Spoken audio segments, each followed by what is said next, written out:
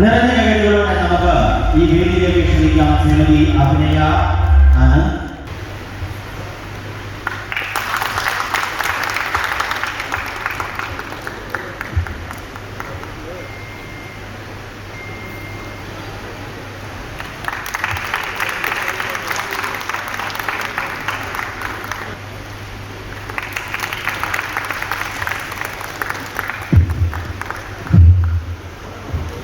എല്ലാവർക്കും ഒരുപാട് നന്ദി.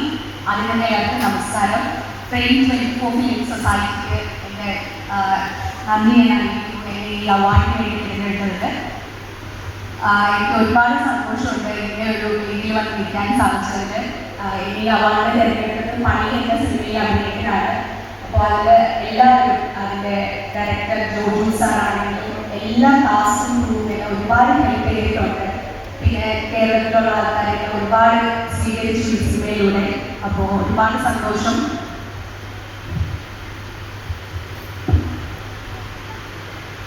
ഇത് ഇങ്ങനെ ഒരു അവാർഡ് കിട്ടാൻ ഞാൻ പറഞ്ഞതുപോലെ ഈ സിനിമയിൽ ഞാൻ എന്തെങ്കിലും പെർഫോം ചെയ്തിട്ടുണ്ടെങ്കിൽ അത് ജോജു സാറിൻ്റെ ഡയറക്ടറിൻ്റെ കഴിവ് തന്നെയാണ്.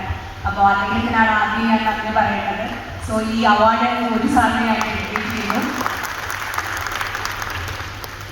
കൂടാതെ എൻ്റെ ഫാമിലി അവർക്ക് ഒരുപാട് നന്ദി. കാര്യം ഇത്രയും വർഷങ്ങളായിട്ട് എന്നെ കണ്ടിന്യൂസ് ആയിട്ട് സപ്പോർട്ട് ചെയ്തുകൊണ്ടിരിക്കുകയാണ്.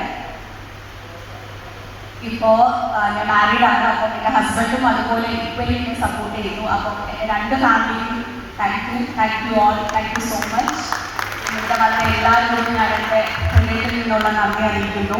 സോ ഇതെനിക്ക് മലയാളത്തിൽ നിന്ന് ആദ്യത്തെ അവാർഡാണ്. അതുകൊണ്ട് ഇതെന്നും സ്പെഷ്യലാണ്. Thank you so much. എല്ലാവർക്കും ഒരുപാട് നന്ദി. ഒരു നിമിഷം ഒരു ചെറിയൊരു ചടങ്ങും കൂടെ. ഇവിടെ നമ്മളുടെ ജോണി വാക്കർ എന്ന സിനിമയിൽ നമ്മൾ കണ്ടിട്ടുള്ള ഒരു ഡെഫായിട്ടൊരു കഥാപാത്രം നമ്മുടെ കോട്ടയത്ത് തന്നെയുള്ള ശ്രീ ഏലിയാസ്, അദ്ദേഹത്തെ പരിചയപ്പെടണമെന്ന ആഗ്രഹം ഇവർ രണ്ടുപേരും ഒരു ഇന്റർവ്യൂവിൽ പങ്കുവച്ചിരുന്നു. അദ്ദേഹം ഇവിടെ എത്തിച്ചേർന്നതിൻ്റെ